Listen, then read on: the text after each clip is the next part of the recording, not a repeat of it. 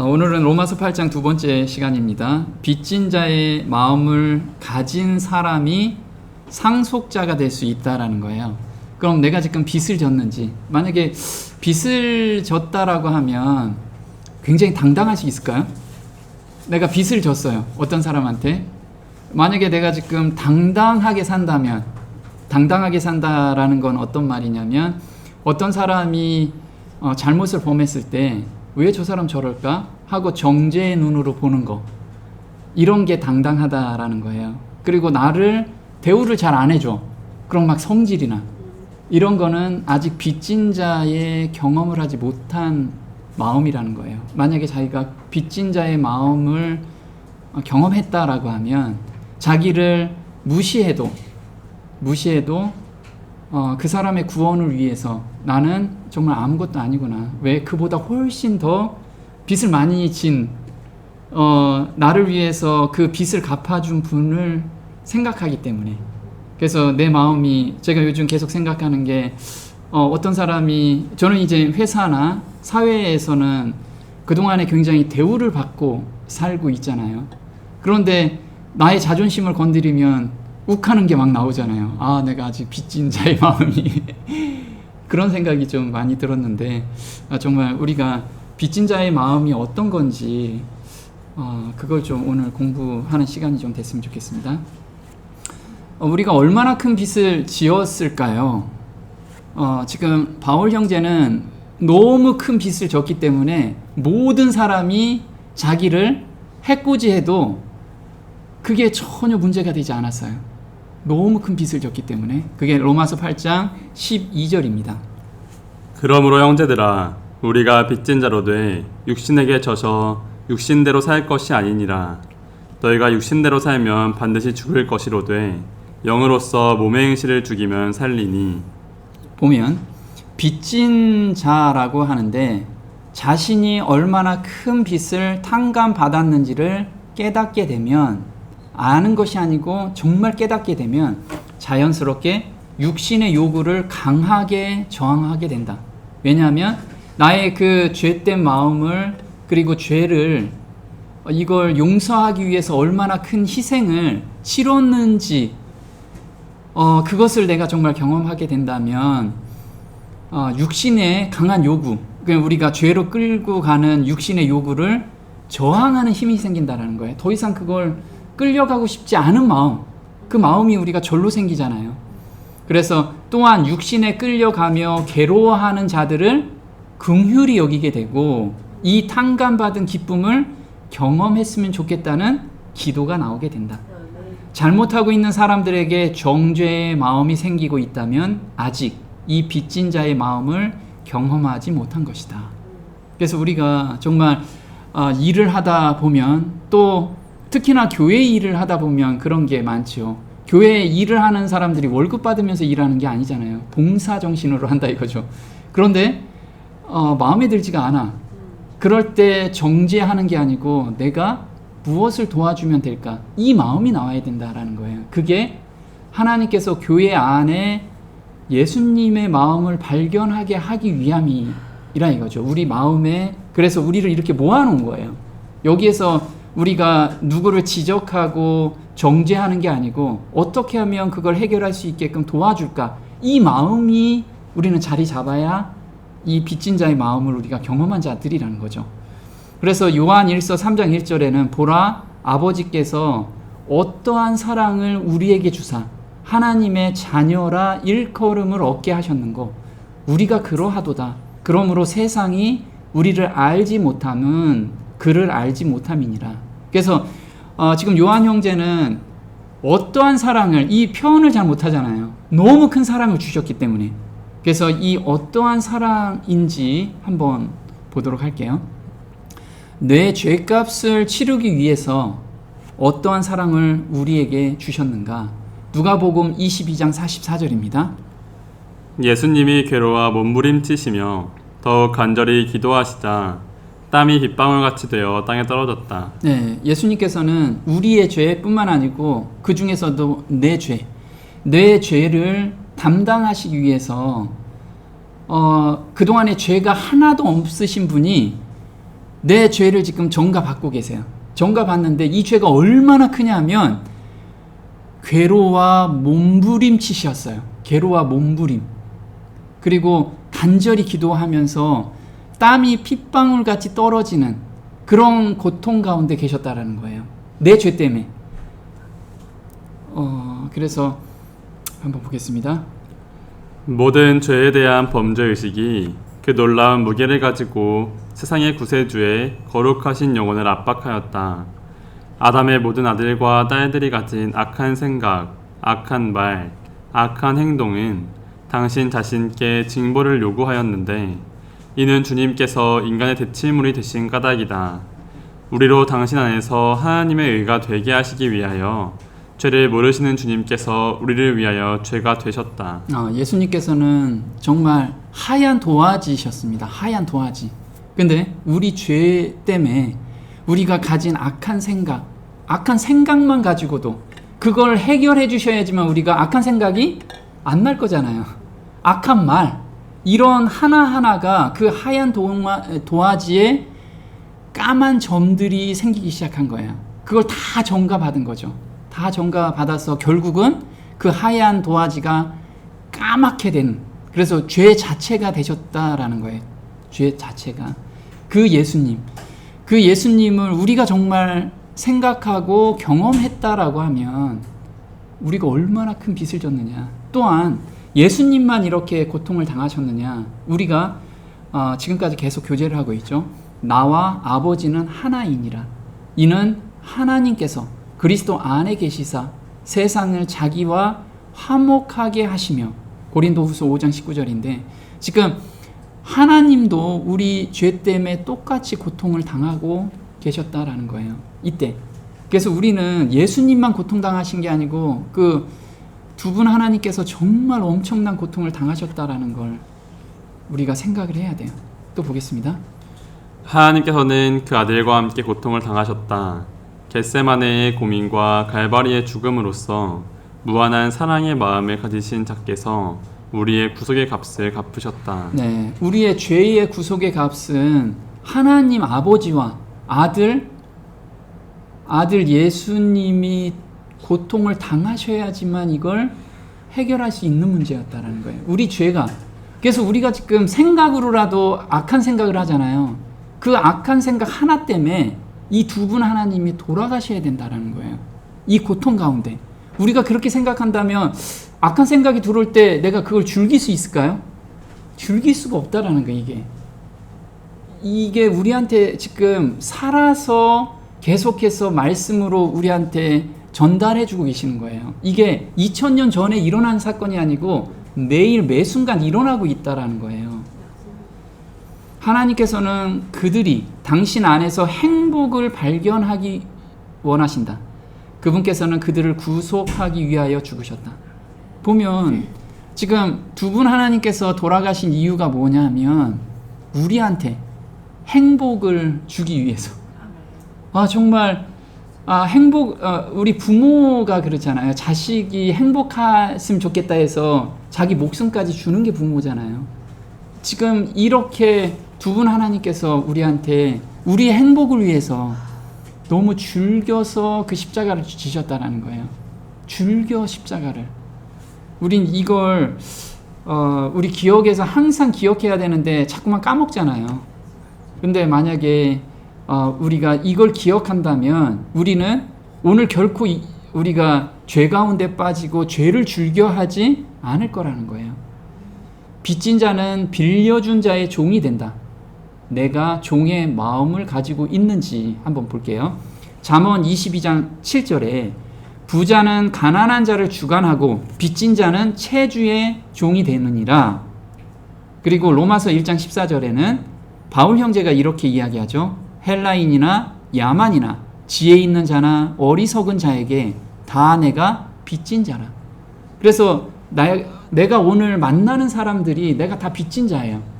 그럼 이 사람한테 내 주장 내세울 수가 없다라는 거예요. 이 사람이 정말 나를 음해하고 나를 자존심을 깎는다고 해도 내가 더 큰 빚을 졌기 때문에 그 사람을 위해서 기도하게 되지, 그 사람에게 반발해서 이렇게 내 권을 다 쓰지 않는다라는 거예요. 바울 형제는 그래서 만나는 모든 사람에게 이 빚진 마음이 생겼어요.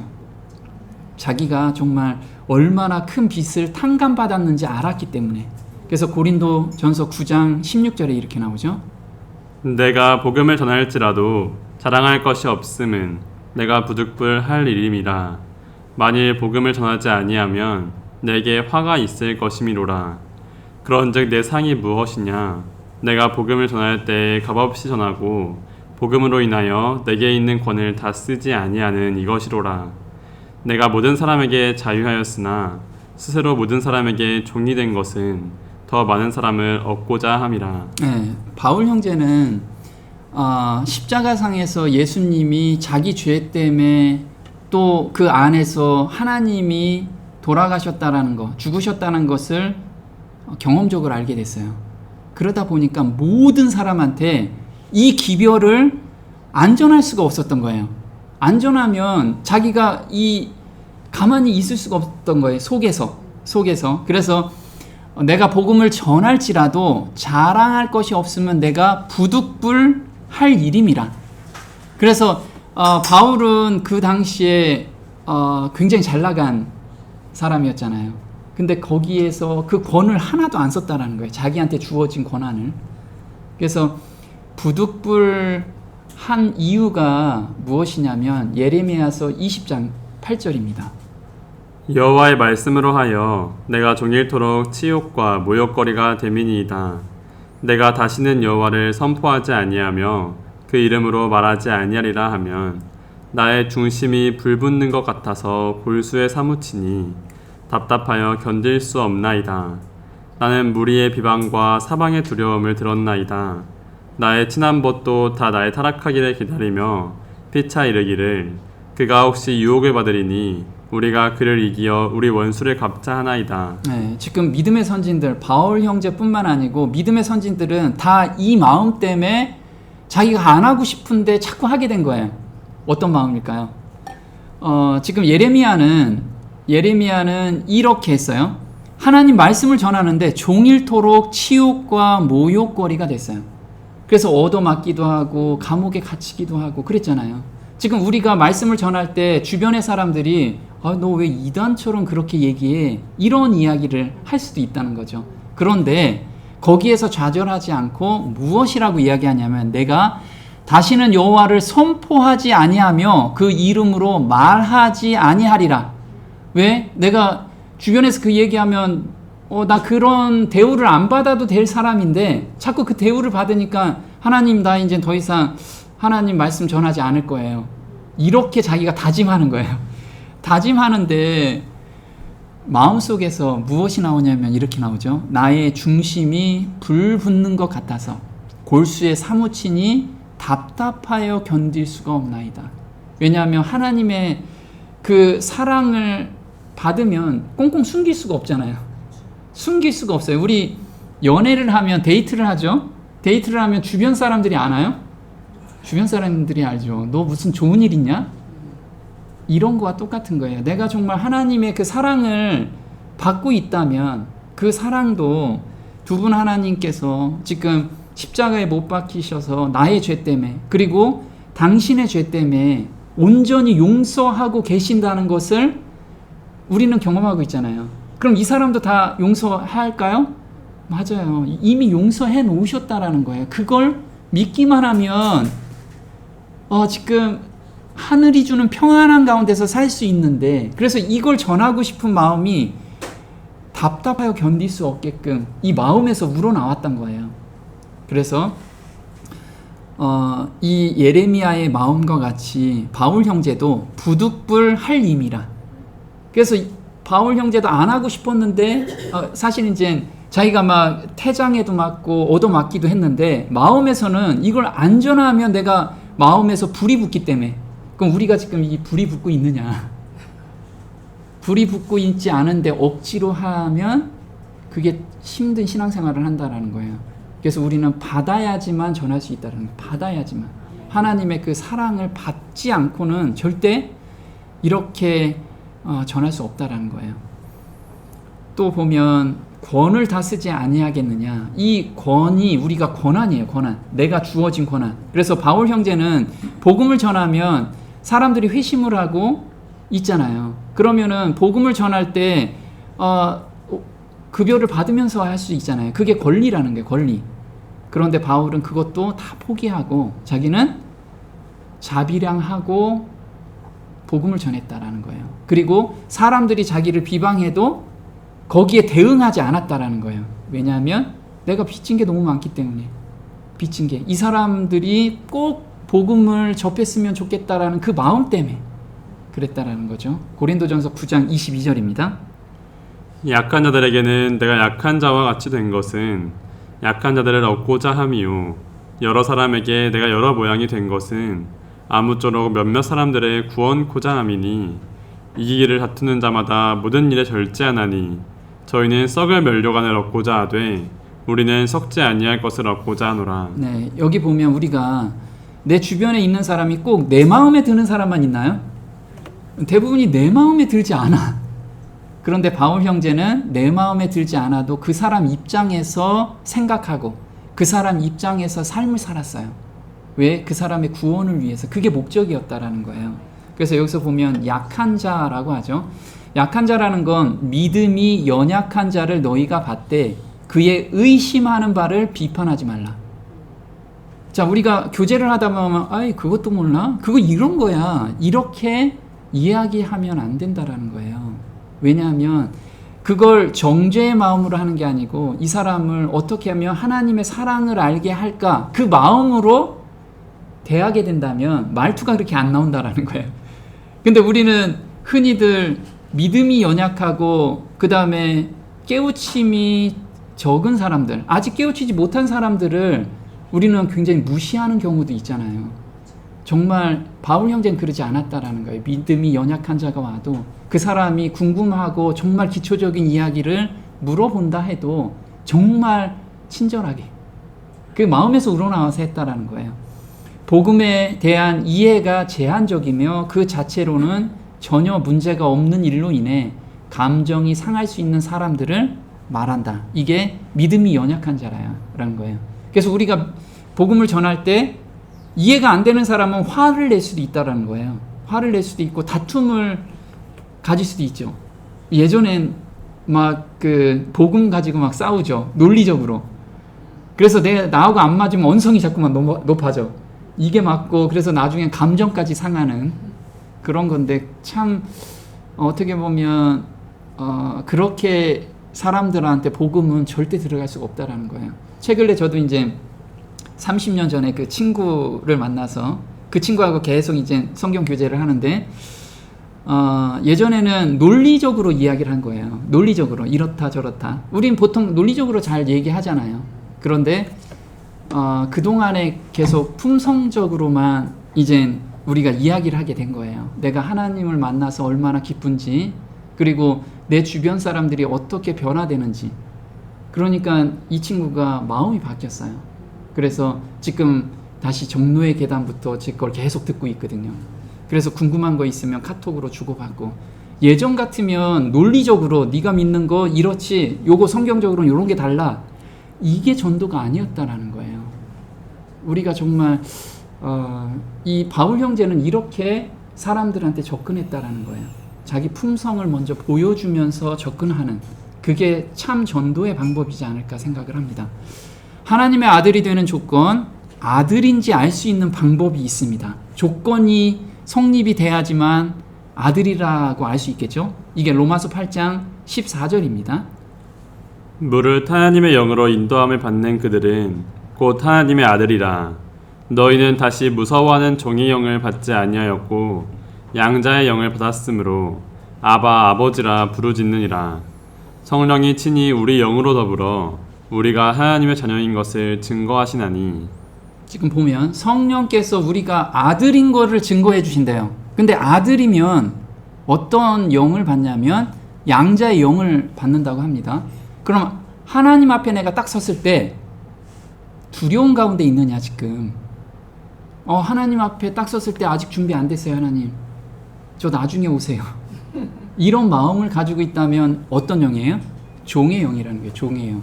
이건 굉장히 명확해요. 이게 속일 수가 없어요. 자기가 정말 혼자서 깊이 묵상을 할 때 내가 하나님 앞에 당당히 설 수 있느냐, 이걸 자기가 항상 생각해 봐야 돼요. 근데 하나님 앞에 내가 당당히 설 수 있는 방법이 있겠죠. 그걸 경험하는 사람만이 양자의 영을 받은 거예요. 자, 그러면 내가 죄를 한 번도 안 져서 하나님 앞에 당당히 설 수 있느냐? 아니라는 거예요. 죄를 어떻게 이걸 해결할 수 있는지 그 방법을 터득하면 양자의 영이 되는 거예요. 그래서 영으로 인도함을 받는다라는 건 이게 현재 시제인데요.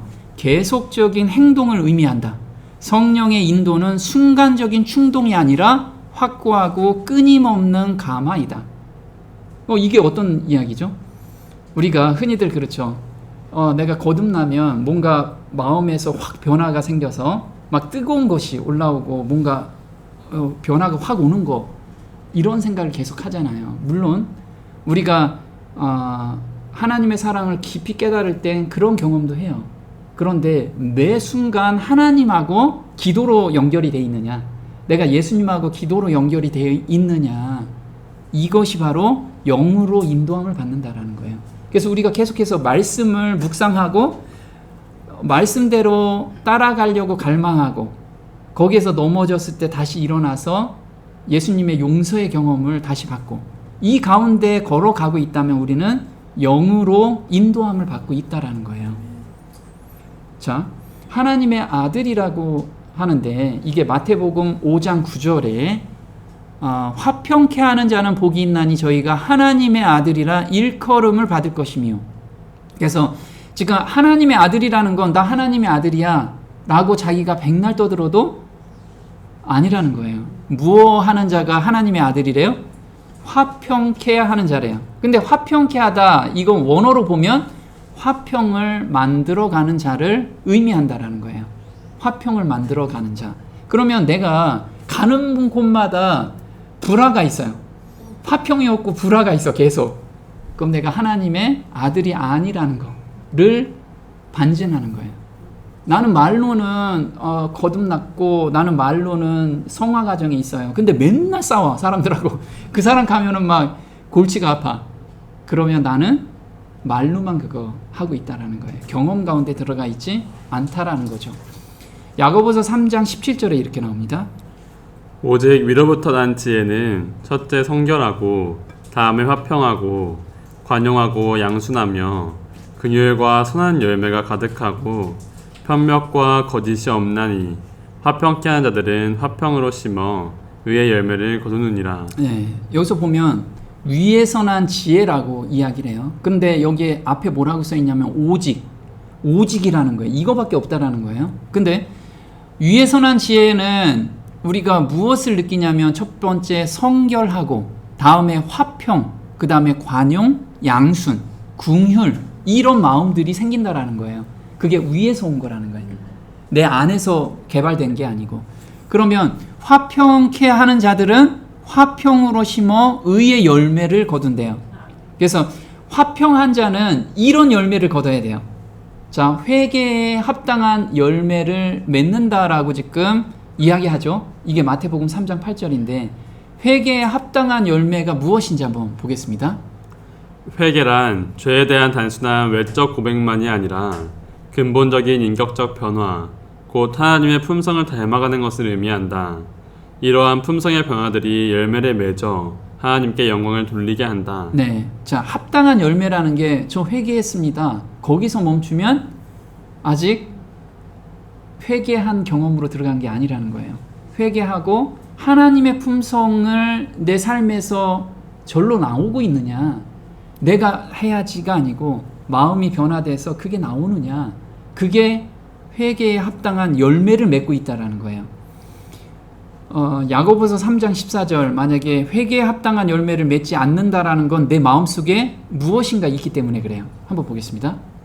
그러나 너희 마음속에 독한 시기와 다툼이 있으면 자랑하지 말라. 진리를 거스려 거짓하지 말라.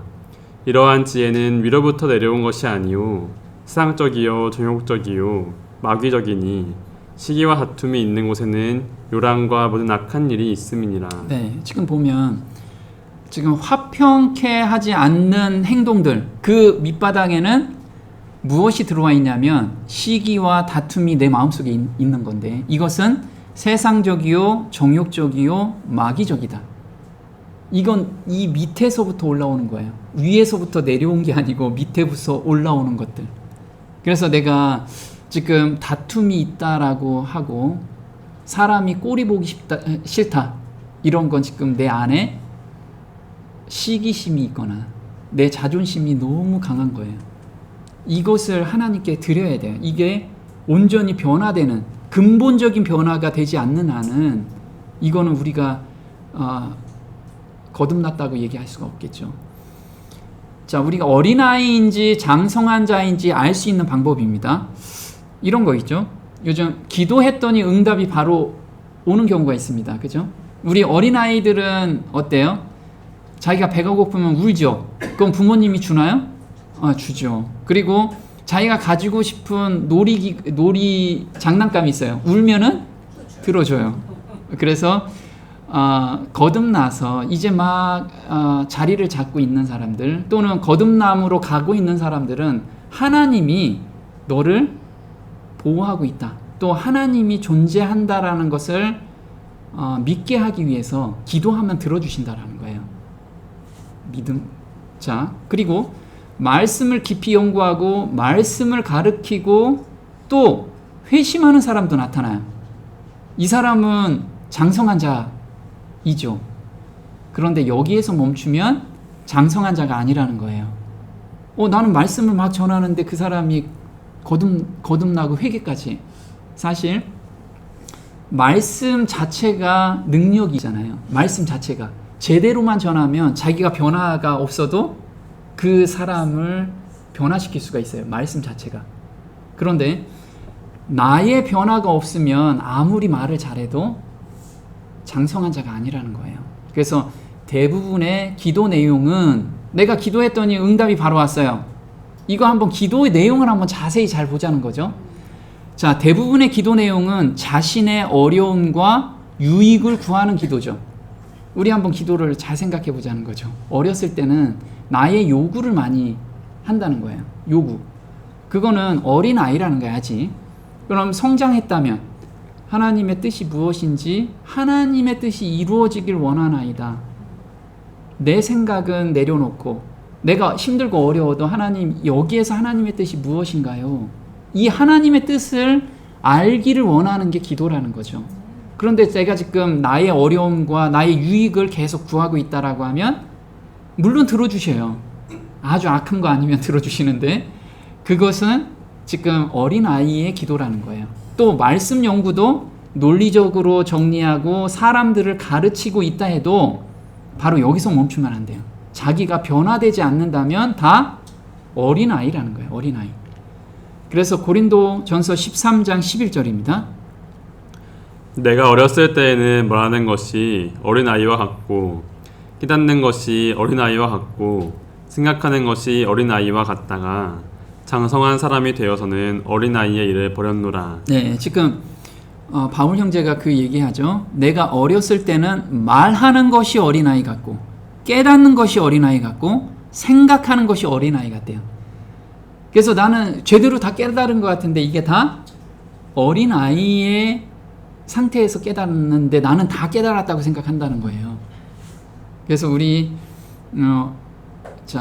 어렸을 때라는 거 우리가 많이 들어봤죠. 히브리서 5장 13절에 대저 젖을 먹는 자마다 어린아이니 의의 말씀을 경험하지 못한 자요. 그래서 이론적으로 안다라는 거는 이 경험 가운데로 들어가게 하는 지금 과정이라는 거예요. 거기서 멈추면 안 된다는 거예요, 우리는. 그래서 말씀이 들어왔을 때 내가 경험 가운데로 들어갈 수 있게끔 계속해서 그 빛을 따라가야 돼요. 그래야 거기서 장성한 분량까지 우리가 깨달을 수 있다라는 거죠. 자, 십자가상에서 우리 죄만 해결되었는가? 우리 이걸 굉장히 깊이 생각해야 돼요. 자, 십자가에서 내 죄를 용서해 주셨죠. 그거는 부인 못 하겠죠. 그런데 그것만 해결했느냐? 십자가 안에서 어떤 것까지 해결됐는지 우리가 한번 보도록 할게요. 십자가 안에서 무엇이 해결됐는지를 그 제사 제도로 우리한테 보여주셨어요. 깨닫게 하기 위해서. 그래서 번제라는 것은 하나님의 죄에 대한 진노를 해결해 주시기 위해서 십자가에 돌아가셨어요. 돌아가시면서 죄에 대한 진노를 해결해 주셨어요. 두 번째는 화목제가 있습니다. 화목제. 자, 죄가 해결됐으니까 이제 하나님하고 가까워졌죠. 죄가 없으니까 하나님한테 맨날 달려갈 수 있어요. 그래서 십자가를 온전히 내가 믿는다, 우리가 경험하게 된다면 하나님과 불화가 해결됐다라는 거예요. 또 속죄제, 죄의 오염에서 해결됐어요. 이게 레위기 18장 24절에는 족속들이 이 모든 일로 인하여 더러워졌고, 이거는 죄 때문에 더러워졌는데 그 땅도 더러워졌느니라. 그래서 우리 몸에 대해서 온전히 해결해 주셨어요. 자, 그래서 우리가 하나님의 사랑을 알게 되면 아픈 것도 낫게 되죠. 온전히 믿게 되면 아픈 사람도 낫게 된다라는 거예요. 자, 속건제는 죄의 빚을 해결해 주셨어요. 죄의 빚. 이거는 내가 큰 빚을 줬는데 해결했으니까 나한테 빚진 사람들이 있죠. 내가 용서 못할 죄들이 있어요. 사람들이. 저 사람은 내가 죽어도 용서 못해. 그러면 내가 그보다 더 큰 빚을 상감받았으면 어때요? 용서 안 해줄 수가 없잖아요. 내가 용서해주지 못하겠어 하는 마음이 자리 잡고 있다면 나는 지금 그 빚을 탕감받는 경험을 못하고 있는 거예요. 그래서 만약에 십자가의 사랑을 깊이 깨닫는다라고 하면 내 주변에 있는 사람들이 용서 안 되는 사람이 없다라는 거예요. 이 깊은 사랑을 느낀다면. 또 소재를 경험하게 되는데, 이거는 은혜에 대한 감사와 헌신의 표현인 거예요. 이건 어떤 거냐면 이 큰 사랑을 받았기 때문에 내가 나 위주로 삶을 살지 않는다라는 거예요. 이때부터는 하나님을 위해서 내가 어떻게 일을 할까, 이걸 생각한다라는 거예요. 근데 나는 아직도 내 거를 챙기고 나의 삶을, 나의 유익만을 계속 구하고 있다라고 하면 십자가의 온전한 사랑을 내가 경험하지 못했다라는 거예요. 그래서 십자가 안에는 이렇게 5가지의 은혜가 우리한테 들어와 있는 거예요. 그래서 우리는 이걸 한번 보고 내가 정말 온전한 사랑을 경험했는지 한번 이걸 기준으로 한번 생각해보는 시간이 좀 됐으면 좋겠어요. 한번 보겠습니다. 십자가의 공로로 죄뿐만 아니라 관계까지 회복시키셨다. 또 십자가로 이 둘을 한 몸으로 하나님과 화목하게 하려 하심이라. 원수된 것을 십자가로 소멸하시고, 그러므로 이제부터 너희가 외인도 아니요 손도 아니요 오직 성도들과 동일한 시민이요 하나님의 권속이라. 네, 그래서 십자가에서 너희들이 단순하게 죄만 해결한 게 아니고 하나님하고 관계도 회복됐고 주변에 있는 사람들하고도 관계가 회복됐다. 그래서 하나님의 권속이 됐다라고 지금 이야기를 하는 거예요. 하나님과 화목됐으니까 이젠 권속이야, 하나님의 자녀야 라고 이야기를 하는 거예요. 단순하게 우리 하나님 거듭났으니까 하나님의 자녀가 아니고 모든 것을 변화시켜 주신 거예요. 모든 것을. 자, 성령이 친히 자녀인 것을 어떻게 증거하시는가? 로마서 8장 아까 15절에 우리가 성령이 우리가 자녀인 것을 친히 증거해 주신대요. 자, 어떤 사람은 이 성령의 증거를 이해할 수 없는 것 같다. 그들은 그것을 갖기만 하면 기뻐할 것이라고 말한다. 영의 증거는 무엇인가? 어떤 이는 이것을 일종의 감정으로 내가 그것을 가질 때에 하나님이 나를 받아주셨음을 알게 될 것이다 라고 생각한다는 거예요. 이게 어떤 거죠? 요즘 방언 기도하면 마음이 평안해지는 사람이 엄청나게 많아요. 그래서 방언 기도를 끊을 수가 없는 사람들이 너무 많다라는 거예요. 그게 성령이 나를 주관하고 계신다라는 것을 내가 느끼고 있다라는 거예요. 우리는 이런 거죠. 나의 감정이 뭔가 내가 거듭나면 뭔가 감정에서 뭔가 꿈틀거리는 게 없을까? 이걸 바라지 말라는 거예요. 성령께서 우리를 증거하시는 것은, 성령은 진리의 성령이에요. 그래서 말씀으로 나를 인도하지 않는다면 다 가짜일 수 있다라는 거예요. 근데 말씀이 나한테 깊이 들어오면 어떻게 되죠? 감사함이 나오는 거예요. 그때 말씀이 들어왔을 때 감사함이 나와야 되는데 말씀이 들어오지 않았는데 자꾸만 감정을 내가 의지한다라고 하면 그건 속고 있는 거라는 거예요. 그래서 하나님께서는 그의 성령의 증거를 나의 감정에 맡기지 않았음을 인하여 기뻐한다. 또 한번 볼게요. 때때로 너무 피곤하고 지쳐 있어서 조금이라도 느낄만한 어떤 힘이 없다. 바로 이런 때가 다른 어느 때보다도 내가 하나님의 자녀라는 것을 더욱 알기를 원하는 때이다. 때로는 우리가 병들어서 모든 기운이 다 빠짐으로 심신에 힘이 없다. 우리는 다만 생명과 의식만 있을 뿐 감정이 없다. 그때가 바로 우리가 성령의 증거를 원하는 때이다. 그때 성령의 증거를 가질 수 있는가? 그렇다. 네. 그래서 우리가 좌절할 때, 그리고 병들어 있을 때, 그리고 나 홀로 떨어져 있다라고 느꼈을 때, 그때 하나님 왜 저한테는 믿음 안 주시나요? 왜 믿음 주시면 뭔가 변화가 왜 안 되죠? 이렇게 생각하지 말라는 거예요. 어디를 의지해라? 말씀을 의지하라는 거예요. 말씀을. 근데 우리가 거듭남의 경험을 하지 않고 나서는 믿음이 잘 안 생기잖아요. 믿음은 온다라는 거예요. 내가 아버지를 먼저 믿어야지 아버지의 말씀을 믿을 수 있죠. 이 과정을 우리가 거쳐야 돼요. 지금 바울 형제는 거듭난 사람한테 이 얘기를 계속하고 있는 거죠. 성령이 친히 증거하는 것을 알 수 있는 방법이에요. 이게 아까 감정이냐 말씀이냐. 요한 1서 5장 9절입니다. 만일 우리가 사람들의 증거를 받을진대 하나님의 증거는 더욱 크도다. 하나님의 증거는 이것이니 그 아들에 관하여 증거하신 것이니라. 하나님의 아들을 믿는 자는 자기 안에 증거가 있고 하나님을 믿지 아니하는 자는 하나님을 거짓말하는 자로 만드나니 이는 하나님께서 그 아들에 관하여 증거하신 증거를 믿지 아니하였음이라. 또 증거는 이것이니 하나님이 우리에게 영생을 주신 것과 이 생명이 그의 아들 안에 있는 그것이니라. 네, 우리가 증거한다라는 건 우린 새 마음을 받는 경험이 바로 증거예요. 증인이라는 것은 무엇인가 경험을 해야지 증거를 내놓을 수 있죠. 성경 말씀에 이렇게 돼 있어요. 그것도 증거가 될 수 있어요. 근데 이론적인 증거는 증거가 안 된다라는 거예요. 경험적인 증거가 될 수 있다라는 거예요. 자, 증인은 무슨 일을 하는가? 증인은 증언을 한다. 자기가 경험한 걸 말하는 것이 증인이죠. 경험한 것을. 내가 현수막 걸려 있는 거 그거 보고 증거해요 라고 얘기 안 해요. 내가 경험한 걸 증거한다라는 거죠. 그렇지 않은가? 내가 법정의 증인으로 서도록 요구받는다. 그런 경우에 나는 어떻게 증언하는가? 내가 아는 대로 말하여 증언한다. 그것으로 다 된다. 성령이 보고 들은 것을 증언한 것이 무엇인가? 그것은 바로 성경이다. 성경 말씀을 통하여 우리가 자녀가 된 것을 확실하게 보고 믿게 된다. 자, 그럼 우리가 거듭날 때 마음의 변화가 된 것을 스스로 느끼죠.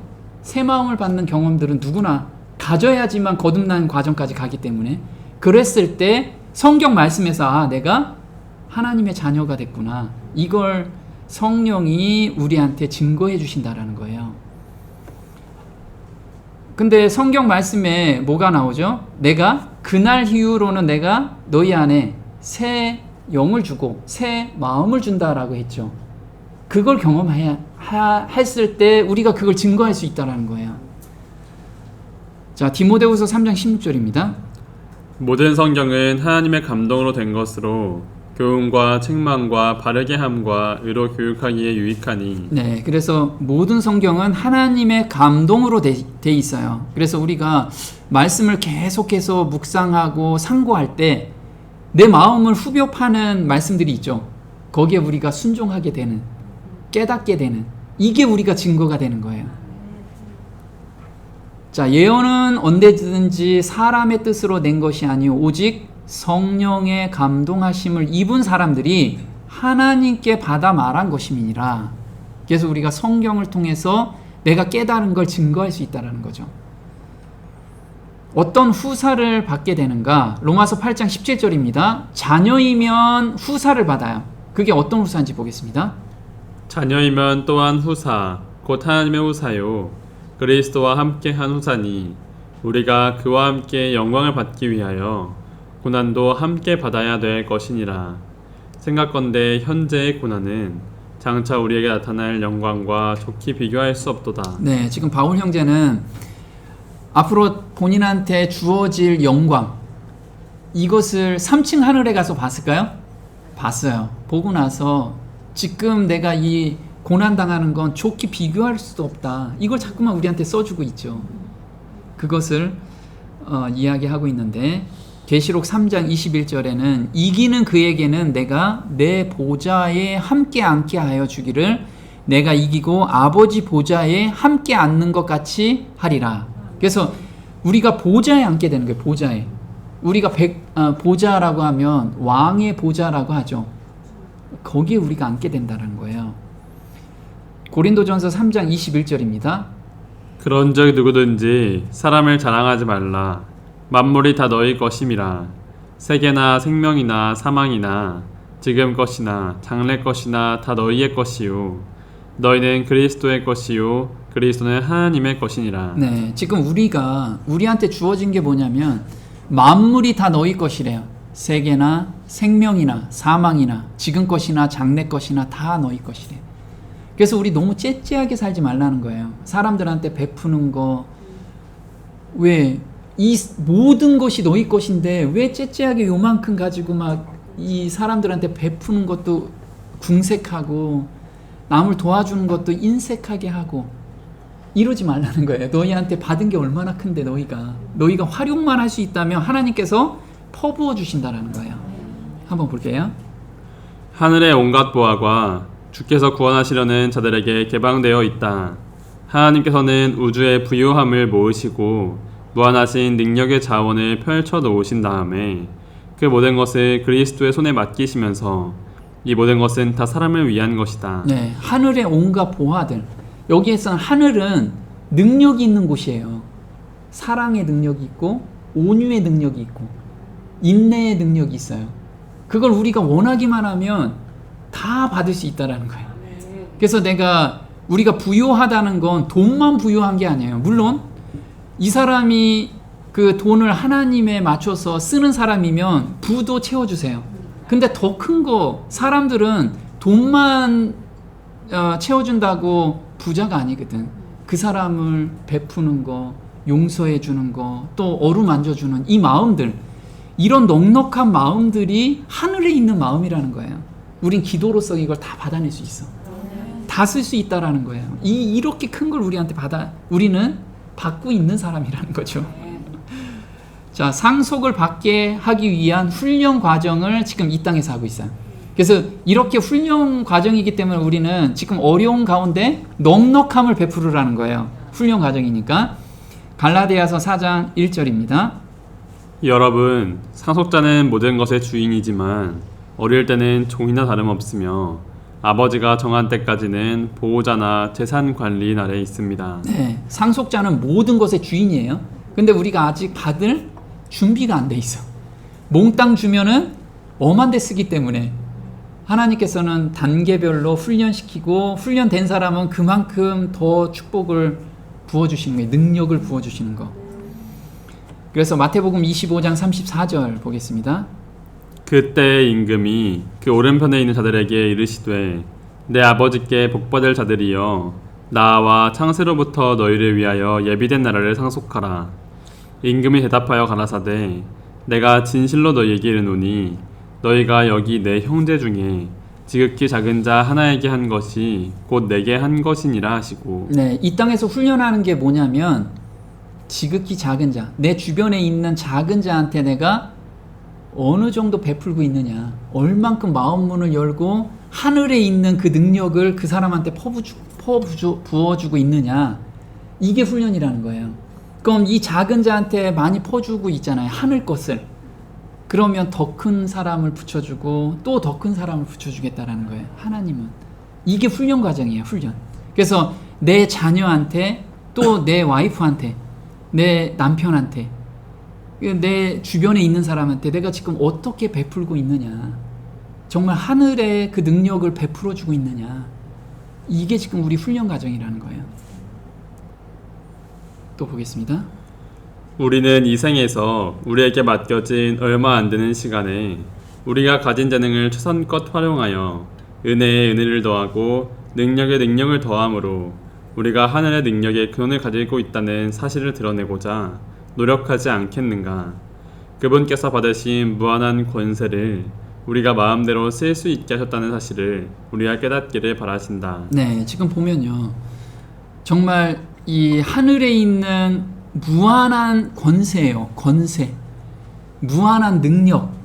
이것을 활용하는 방법만 터득한다면 우리는 정말 넉넉하게, 오늘 너무 편안하고 넉넉하게 또 부유하게 오늘을 살게 될 거예요. 사람들한테 그걸 베풀면서 우리가 그런 성도가 됐으면 좋겠습니다. 오늘 여기까지 하겠습니다.